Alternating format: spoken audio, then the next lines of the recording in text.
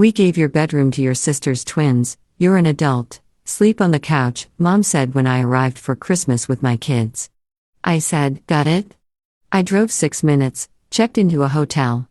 At midnight, Dad texted, the heat broke. Can we come? I typed back, sorry, not enough room. Then, I pulled into my parents' driveway in Cedar Ridge, Ohio at 4:18 p.m. on December 23rd with my 2 kids asleep in the back seat and a trunk full of gifts I couldn't really afford.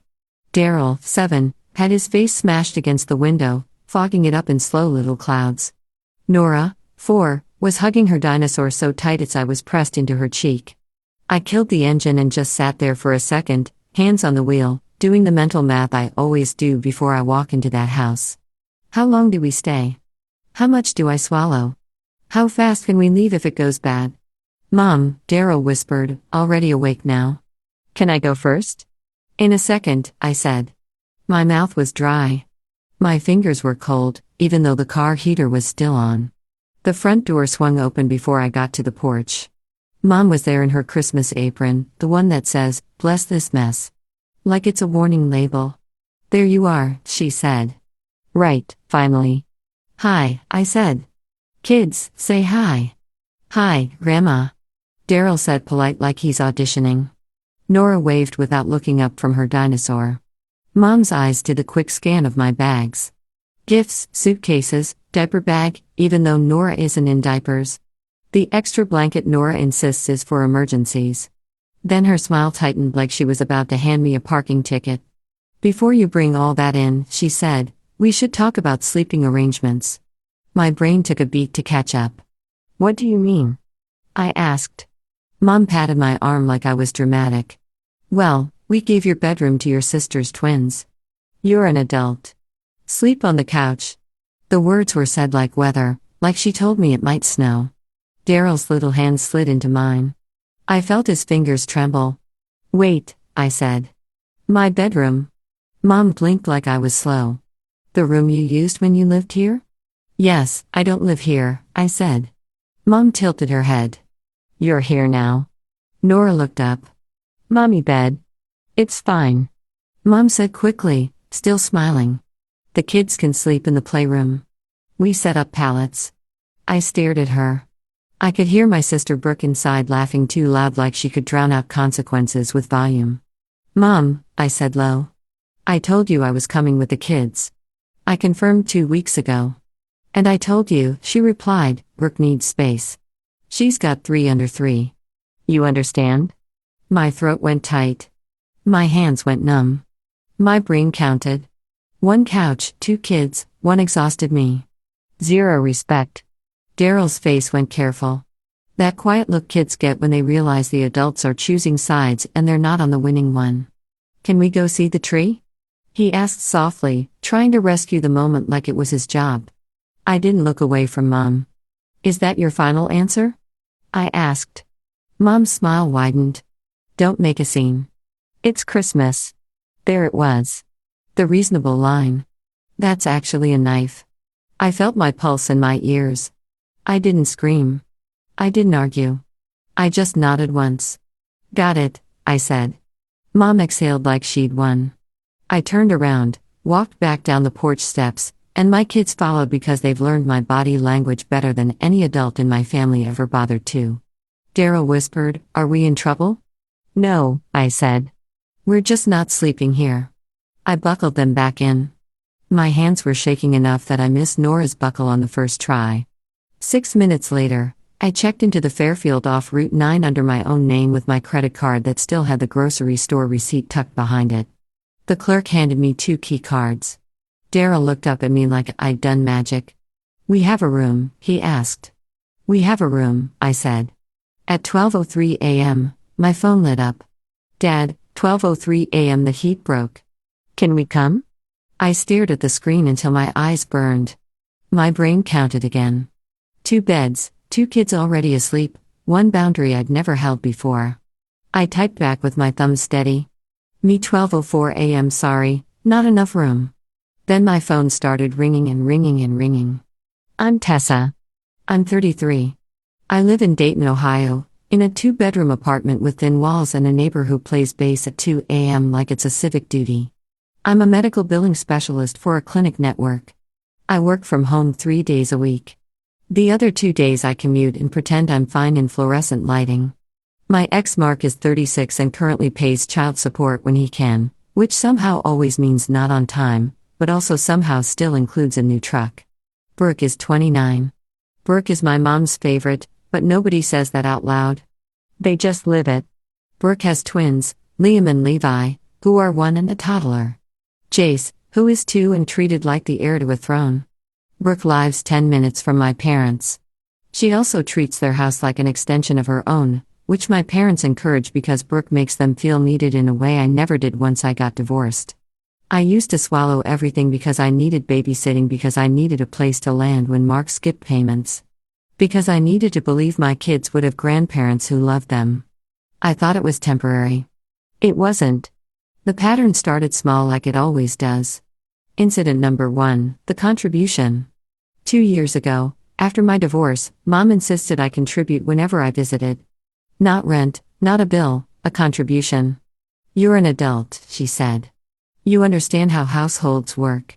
I was making less than, paying attorney fees, daycare, groceries. I sent her $200 every month anyway, labeled help in Venmo like a joke. Brooke never paid a dime. Brooke had kids. Incident number 2, the car seat switch. Last Christmas, Brooke showed up late and announced she needed my car seat because hers was in Matt's truck. I said no. I'd driven in snow. Daryl gets car sick. Mom stepped between us like a referee. Tessa, she said softly. Don't be selfish. Brooke said, it's literally for the babies. Daryl stood behind my leg, holding my coat, whispering, it's okay, Mom. That was the moment. That was the moment my 7-year-old tried to shrink so adults wouldn't fight. I gave Brooke the car seat. I drove home with Daryl in a booster that slid a little every time I brake. My hands sweated the whole way. Mom texted me later. Thank you for being flexible. Flexible. That's the family word for fold yourself. Incident number 3. The vacation photo. In June, Mom invited Brooke and the kids to a lake house rental. She posted photos online. Matching swimsuits, smiling faces. Caption, all my babies together. Daryl saw it on my phone when I was scrolling. He pointed at the picture. Why weren't we there? I said it was a last-minute thing. He nodded like he believed me. Then he asked, did they forget us? I went to the bathroom and sat on the edge of the tub until my legs fell asleep. I still kept trying. I still kept showing up because there's a certain kind of hope that feels like responsibility. Like if you just do enough, you can earn decency. So when Mom called in early December and said, Christmas at our house, be here the 23rd, I said, yes. I packed like we were going somewhere safe. I brought Daryl's asthma meds, Nora's nightlight, 2 extra pajamas because my mom always keeps her house freezing. A grocery bag full of stocking stuffers because my mom forgot stockings for my kids last year, and I refused to let that happen again. I even printed out the hotel cancellation policy for the Fairfield in case I needed an escape plan because apparently I've learned to pre-document my own exit routes. What I didn't pack was the stomach drop feeling of being told my children could sleep on a floor while my sister's twins got my bed. When Mom said, you're an adult. Sleep on the couch. She wasn't talking about furniture. She was talking about hierarchy. And I finally heard her. After my not enough room text, the calls started.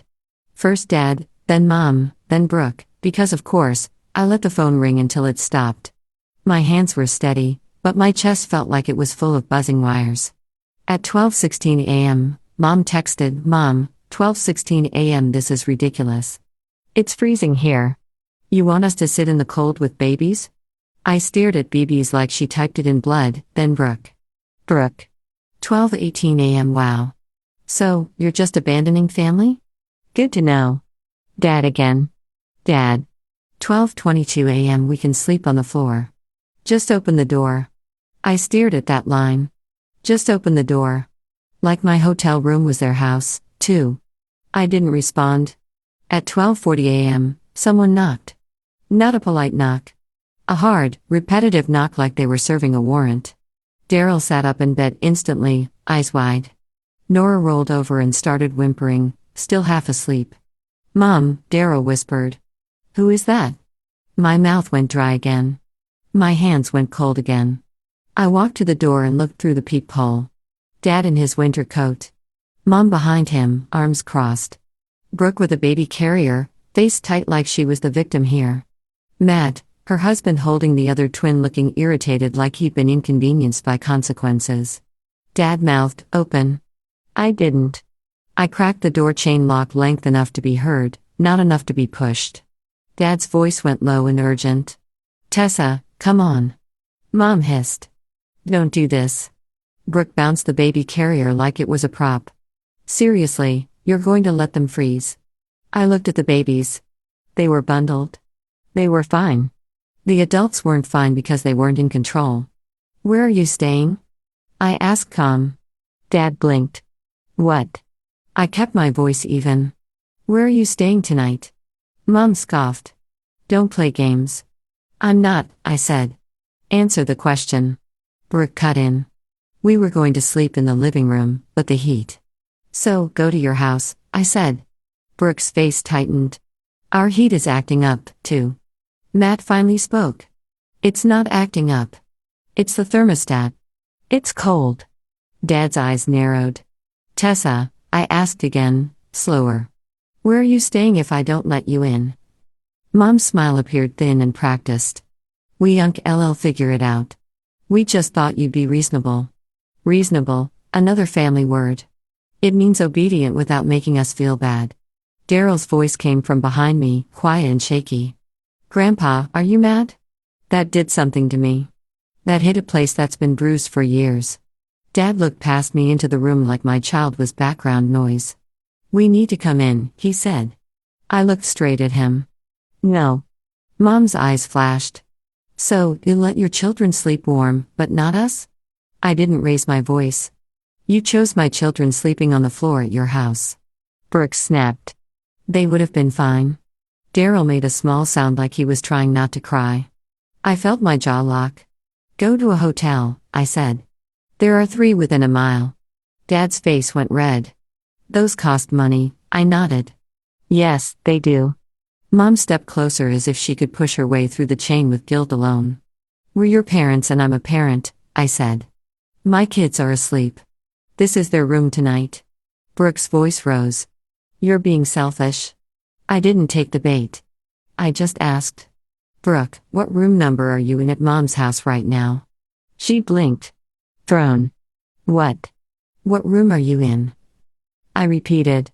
"My old room." Brooke's mouth opened then closed. She looked at Mom like she needed coaching. Mom snapped.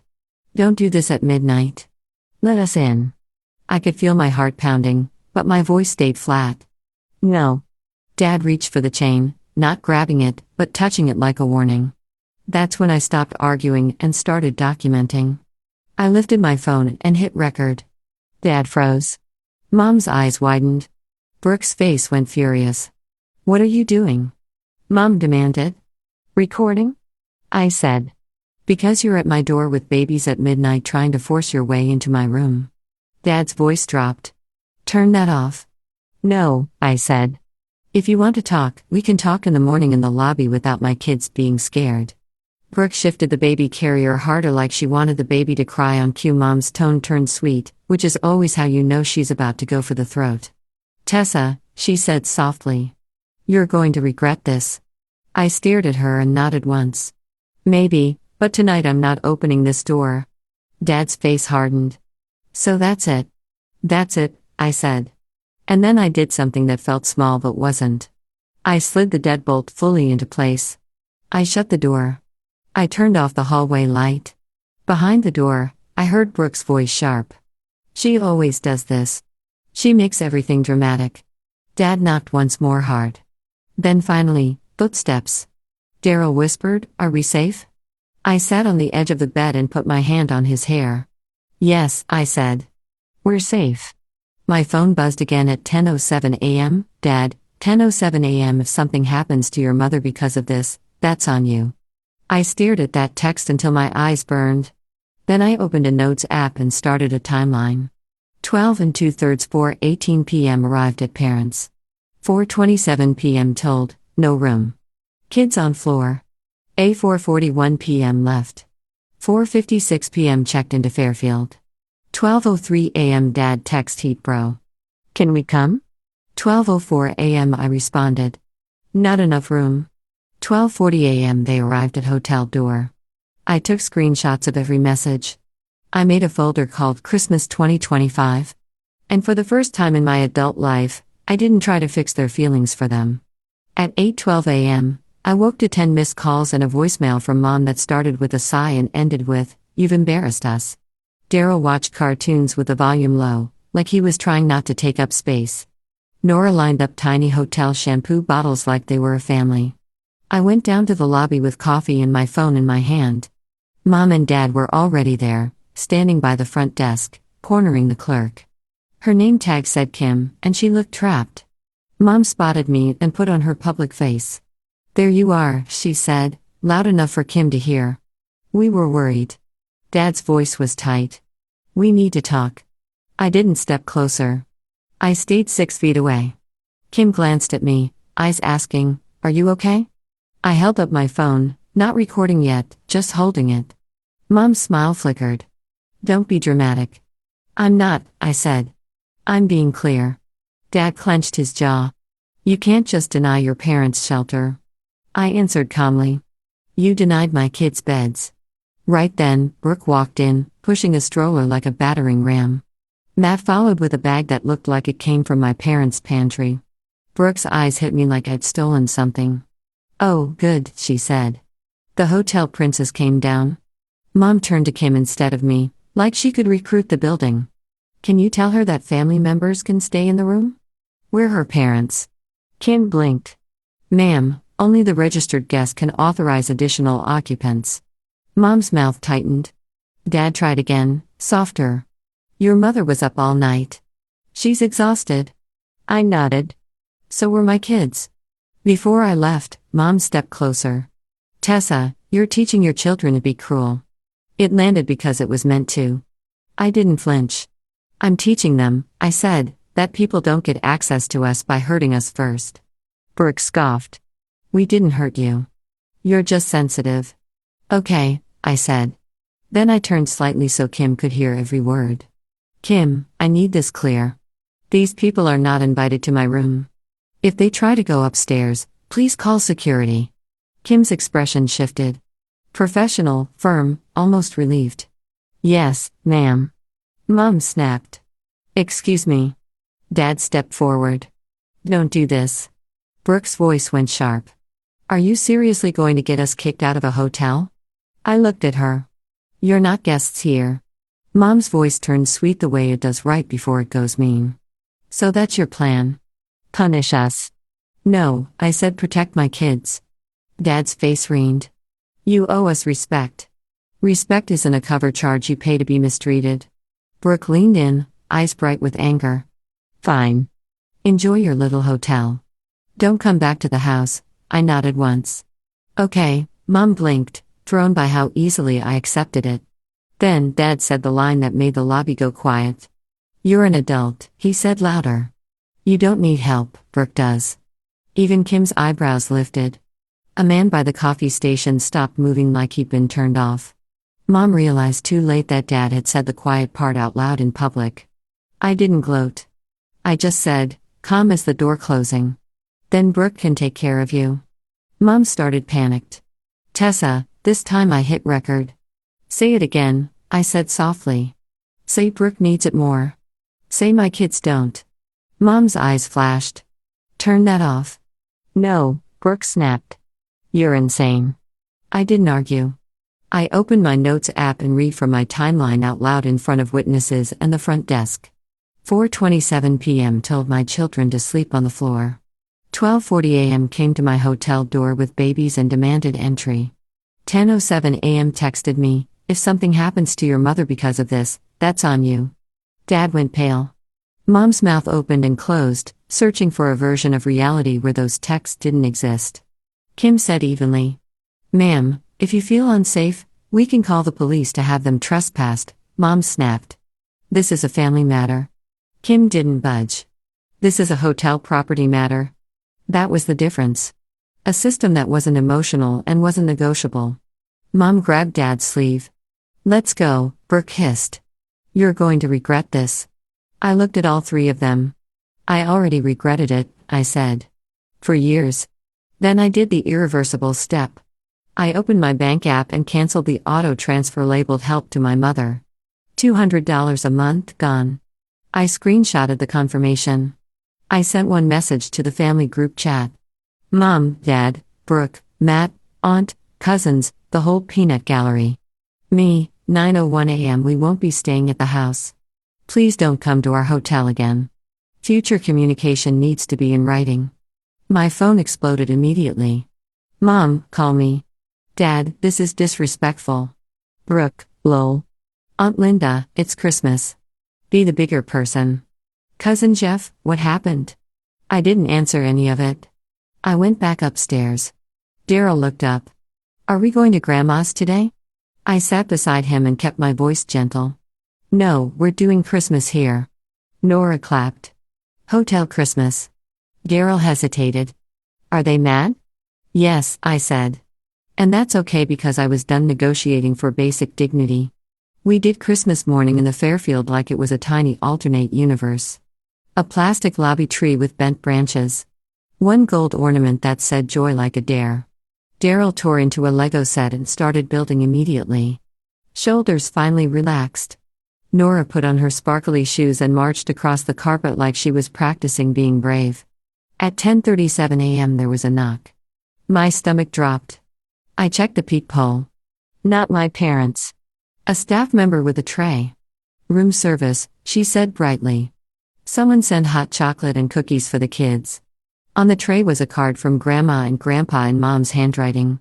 We love you. Let's reset. Come back to the house. Reset. Another family word. Reset means pretend nothing happened so we can do it again. Daryl's face lit up at the cookies, then dimmed when he saw my expression. Is it from them? Yes. Do we have to go? He asked small. He wasn't asking what he wanted. He was asking what peace costs. No, I said we don't have to go. I kept the card. I let the kids eat the cookies because they hadn't done anything wrong. That afternoon, Dad texted, "Your mother is crying. This isn't you. You're being influenced by the internet or something." Then, Mom, if you walk away over a bed, you're a narcissist. Think about your children over a bed. Not over telling my kids the floor was good enough. Not over showing up at midnight and trying to push into our room. Not over turning Mom's feelings into a hostage note. They wanted one thing, access. They wanted it without accountability. So, I took my kids to a diner with sticky booths and a waitress who called Nora sweetie like she meant it. We ate pancakes at 4:00 p.m. because Christmas rules are made up. Daryl laughed when Nora put whipped cream on her nose on purpose and something unclenched in my chest. That night, Daryl asked, "Are we going to see them ever again?" "We'll see," I said carefully. "But not like this." "What do you mean?" "It means nobody gets to treat us like we're less and still expect us to show up smiling." On December 26th, I drove home. No leftover Christmas. No chasing approval. No apologizing for leaving. When we opened our apartment door, Nora ran to her room, yelling, "My bed. My bed." Daryl dropped his suitcase and went straight to his Legos like he'd been holding his breath for days. My phone buzzed one last time that week. "Mom, when you're ready to act like family, you know where we are." I typed back the only truth that mattered. Me accent. Love doesn't require auditions. If someone wants a place in my kids' lives, they don't get there by stepping over them first.